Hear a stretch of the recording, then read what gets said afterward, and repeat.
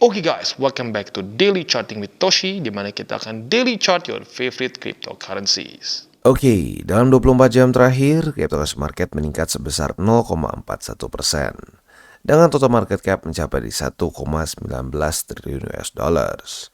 Dan dalam 24 jam terakhir, kita bisa lihat bahwa Bitcoin dominance kembali meningkat dengan super tipis sebesar 0,05%, dengan volume yang drop sebesar 16,48%.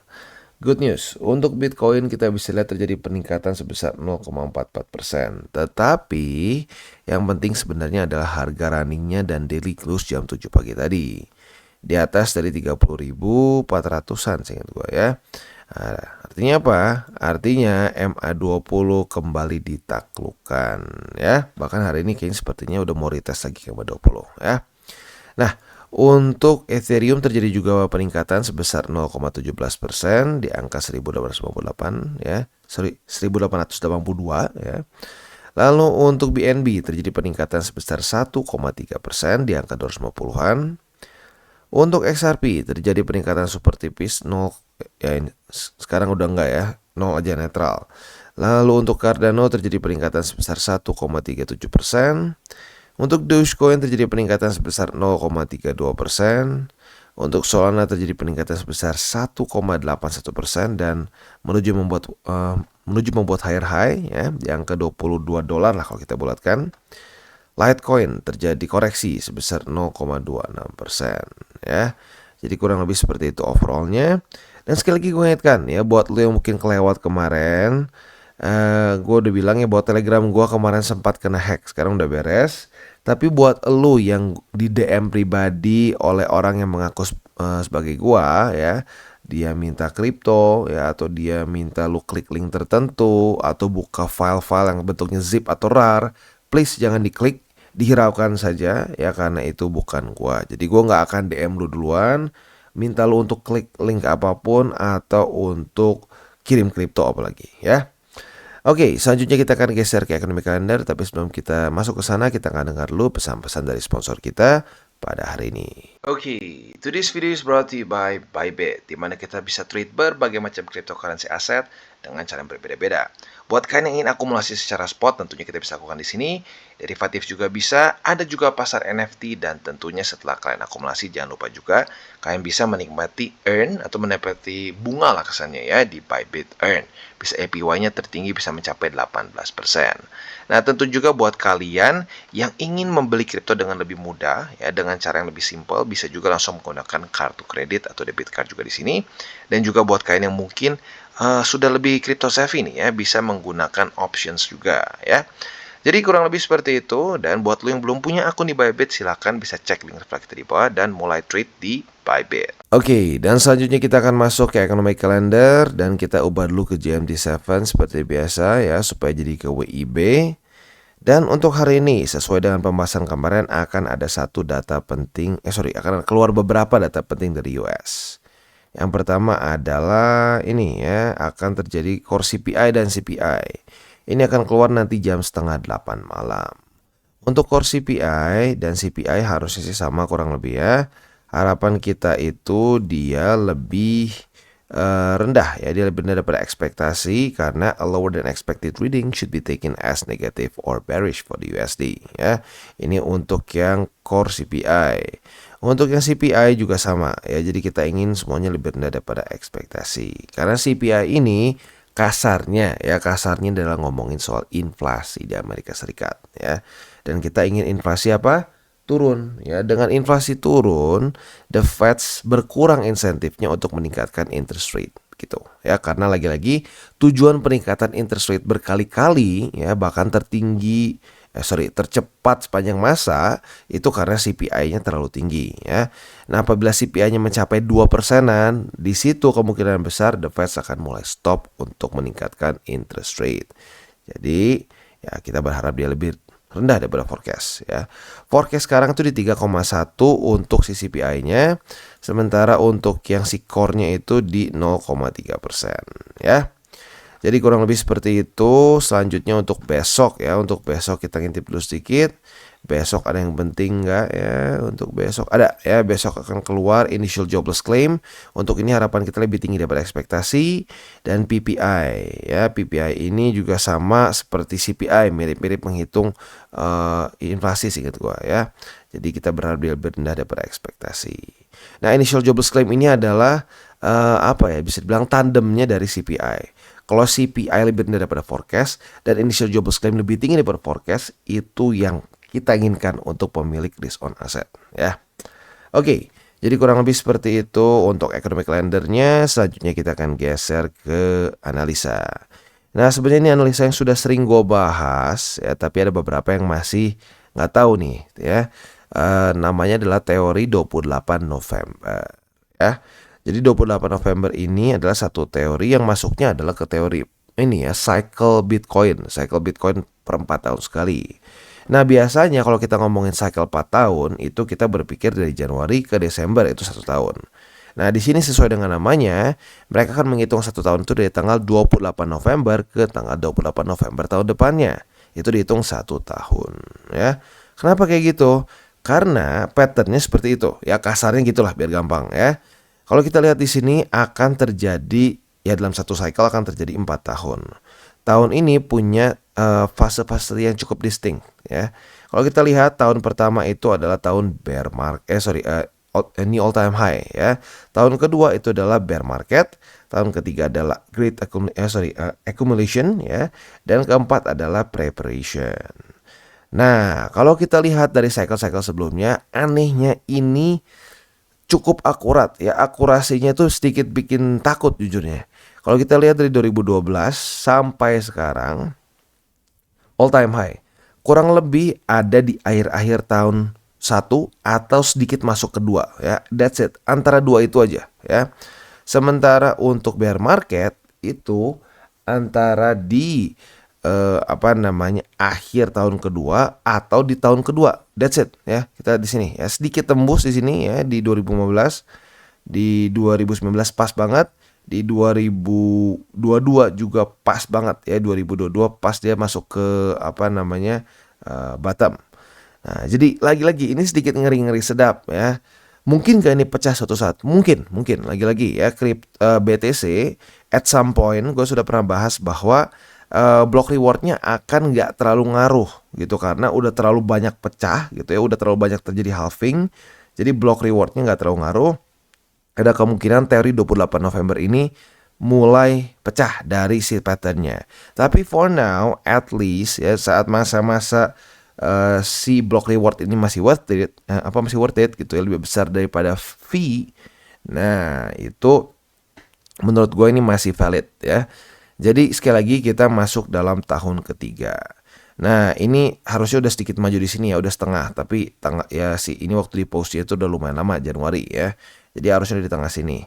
Nah, intinya kita itu adalah di tahun ketiga. Tahun ketiga ini adalah tahun terbaik untuk kita akumulasi dalam satu cycle ya. Kita lihat dari sebelum-sebelumnya. Tahun 3, lihat. Lo akumulasi tahun 3 dapat bottom. Lo akumulasi tahun 3 dapat bottom ya. Jadi ya lagi-lagi kalau gue pribadi bukan bilang ini pasti ya, tahun ini adalah pasti kita kalau akumulasi bagus ya. Gue gak ngomong seperti itu. Tapi yang kita bisa lihat dari cycle ini, atau lebih tepat dari teori ini ya, tahun ketiga ini selalu bagus ya. Jadi lagi-lagi kalau gue pribadi sih sudah akumulasi lebih ekstra ya saat tahu teori ini. Buat lo yang ngerasa waduh gitu ya bang, telat, enggak, tenang ya. Karena sejelek-jeleknya lu akumulasi di tahun ketiga ya, lu misalkan akumulasi di sini pun, di tahun keempatnya lu profit. Selalu secara teori di sini ya. Kalian ya, lu akumulasi di sini, tahun keempat profit, apalagi tahun pertama ya. Tahun 1 lebih tepatnya. Bukan tahun pertama, tapi tahun 1 lu dapat new all time high ya. Jadi kurang lebih seperti itu. Intinya sekali lagi penekanannya adalah ini waktu yang tepat untuk akumulasi ya. Untuk Bitcoin sendiri secara TA-nya kita bisa lihat ya, kondisinya itu bagus ya. Dia daily close di atas dari EMA 20 dan sekarang sepertinya sebentar lagi akan mulai retest ke EMA 20 sebagai support ya. Jadi PR-nya berhasil ditaklukkan oleh Bitcoin, yaitu daily close di atas dari EMA 20. Harapan gue untuk besok adalah Bitcoin bisa kembali daily close di atas dari 30.700. Kalau bisa seperti itu udah bagus banget menurut gua ya. Jadi itu PR untuk Bitcoin, minimal bertahan di atas dari 520, bagusnya mulai rally dan bahkan daily close di atas dari 30.700. Karena kalau kita di sini sudah 2 kali ke retest sebagai resisten ya. Nah, selanjutnya untuk weekly-nya kita bisa lihat ya masih kurang lebih sama karena belum terjadi weekly close. Ada peningkatan sedikit sih ya. Kemarin itu kan di 27.700 tinggi. Sekarang di 27.800 untuk bull support band yang paling tingginya ya. Jadi overall quite good ya. Untuk indeks dolar kita bisa lihat kondisinya sesuai dengan harapan kita. Ya, jadi lagi-lagi saat indeks dolar melemah, yang terjadi apa? Risk on asset meningkat ya, seperti di sini, Nasdaq, S&P, Dow Jones. Jadi buat lo yang bingung kenapa gua bahas terus indeks dolar, sekali lagi ini dia alasannya. Karena saat indeks dolar melemah, disitulah risk on asset meningkat ya. Nah, PR selanjutnya adalah dia mulai retest ke 100,99. Terakhir kali ke sini, ini adalah suatu support yang menyebalkan. Berkali-kali berhasil mematulkan indeks dolar seperti di 2 Februari, di April 14 dan 17. Ya, berkali-kali lah lu bisa lihat di sini ya. Nah, harapan gua kali ini adalah dia bisa dengan jelas drop dan daily close di bawah dari 100,99 ya. Jadi kurang lebih seperti itu PR-nya untuk indeks dolar dan makronya secara overall. Selanjutnya kita akan geser ke buy limit, tetapi sebelum kita masuk ke buy limit seperti biasa gue akan disclaimer dulu bahwa semua konten dari Toshi Crypto Indonesia ini bukanlah financial advice. Ini semua bentuknya adalah edukasi ya. Lalu bagaimana cara untuk mendukung TCI? Ada banyak caranya. Lo bisa like our video, bisa share our video, atau juga bisa menggunakan link referral kita di bawah. Udah ada banyak exchanger yang lo bisa pilih ya. Nah, selain itu juga buat lo yang sedang mencari hardware wallet, bisa pertimbangkan untuk beli di Encrypt. Karena Encrypt ini adalah authorized reseller dari berbagai macam brands yang ada di sini ya. Oke, selanjutnya kita akan geser ke buy limit. Oke, dan untuk Bitcoin kita bisa lihat di sini ya. Berarti karena dia berhasil menembus MA20, buy limit pertama jadi berubah. Sekarang buy limit pertama itu di MA20. Buy limit kedua di 29.900 kalau kita bulatkan di sini ya. Dan buy limit ketiga kita di 29.489. Itu untuk posisi spot di Bitcoin ya. Nah, untuk posisi futuresnya kita sebenarnya sudah dapat posisi short kemarin. Kalau kita lihat di sini sudah terjadi retest 1, retest 2 di 30.700 ya. Buat yang sudah dapat posisi short, nyaris kena target TP kita karena target TP kita adalah di MA20. Kayaknya kena di hari ini ya. Karena baru reclaim biasanya ya akan retest ke MA20. Ya, jadi tinggal tunggu nih. Posisi shortnya kayaknya bentar lagi kena TP. Nah, untuk posisi longnya tinggal kita balik logikanya. Retest 1, retest 2 di MA20 sebagai support, kita bisa buka posisi long dengan target TP kita di 30.700 ya. Jadi kurang lebih seperti itu untuk setup di Bitcoin. Oke, dan sekarang kita geser ke Ethereum. Untuk Ethereum dia masih struggling dengan MA20 sebagai resisten ya, maka dari itu buy limit masih sama seperti kemarin. Buy limit pertama adalah di MA50 yaitu di 1843.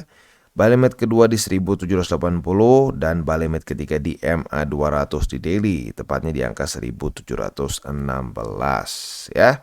Itu untuk posisi spot di Ethereum ya. Untuk posisi futuresnya sudah terjadi retest 1, retest 2 di MA20 sebagai resisten. Bahkan terjadi retest 3 pada hari ini ya. Maka dari itu kita sudah punya posisi short. Secara RSI juga oke ya, nggak terlalu tinggi, nggak terlalu rendah. Jadi netral di dekat-dekat 50. Target TP dari posisi short ini adalah di MA50, yaitu di 1843 ya. Itu untuk posisi short. Untuk posisi longnya tinggal kita balik logikanya. Retest 1, retest 2 di MA50 sebagai support. Kita bisa buka posisi long dengan target TP konservatif di MA20 dan yang sedikit lebih agresif bisa pertimbangkan di 19,55 ya. Jadi kurang lebih seperti itu untuk setup di Ethereum. Dan sekarang kita masuk ke Cardano. Untuk Cardano kita bisa lihat ya, dia berhasil mempertahankan MA20 sebagai support. That's good ya. Maka dari itu buy limit masih sama seperti kemarin. Buy limit pertama di EMA 20. Buy limit kedua boleh pertimbangkan di 27 sen. Ini adalah struktur baru yang terbentuk di tanggal 6 dan 7 Juli kemarin. Dan buy limit ketiga yaitu di 26 sen. Ya, jadi kurang lebih seperti itu untuk posisi spot di Cardano. Nah, untuk posisi futuresnya kemarin sebenarnya nggak terjadi retest ya. Jadi untuk posisi long masih sama. Retest 1, retest 2 di EMA 20 sebagai support, kita bisa buka posisi long dengan target TP di 29 sen. Sementara untuk posisi shortnya sama seperti di sini ya, kita bisa nyontek ke tanggal berapa nih? Tanggal 3 dan 4 Juli kemarin. Apabila terjadi retest 1, retest 2 di sini sebagai resisten, kita bisa buka posisi short, target TP konservatif di EMA 20, target TP lebih agresif di 27 sen ya. Jadi kurang lebih seperti itu untuk di Cardano. Next kita masuk ke Matic.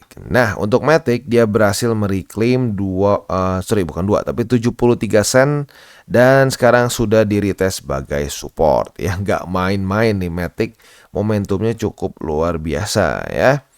Nah, untuk posisi spotnya maka ada sedikit perubahan ya. Buy limit pertama sekarang jadi di 73 sen.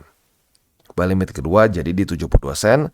Kita satukan dengan MA50 karena sebentar lagi akan semakin dekat. Dan buy limit ketiga di 68 sen. Ya, itu untuk posisi spot di Matic. Untuk posisi futuresnya sudah terjadi retest pertama di 73 sen. Ya, kita lihat besok pagi. Apabila besok pagi daily close masih di atas dari 73 sen, technically speaking kita bisa buka posisi long atau limit posisi long. Ya, kita lihat besok daily close seperti apa. Untuk target TP-nya nanti di upper band besok, karena besok kemungkinan besar akan melebar lagi ke atas ya. Itu untuk posisi longnya. Untuk posisi shortnya kita bisa pertimbangkan apabila kalau Matic gagal ya, dia gagal untuk bounce di 73 sen, dia drop ke bawah. Retest 1, retest 2 di sini sebagai resisten, kita bisa buka posisi short dengan target TP konservatif di 50, target TP lebih agresif di 72 sen ya. Itu kurang lebih setup untuk di Matic. Dan sekarang kita masuk ke BNB dan BNB sudah semakin mendekat ke 251,4.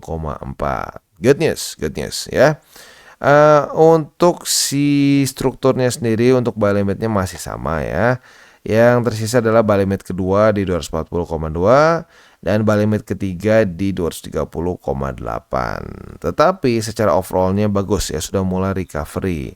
Walaupun masih lumayan jauh sih dari zaman waktu dia kena FAT si ini ya, FAT SEC.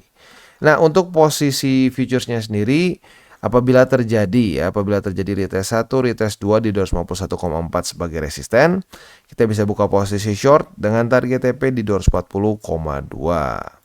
Sementara untuk posisi longnya tinggal kita balik logikanya, retest 1, retest 2 di 240,2 atau di EMA 20, kita bisa buka posisi long dengan target TP kita di 251,4. Ya, jadi kurang lebih seperti itu setup untuk di BNB dan juga ending DDCVT kita pada hari ini. Seperti biasa gue ingatkan, jangan pakai uang panas, jangan over leverage, dan jangan berpikir pendek untuk kripto ya, berpikirnya jangka panjang.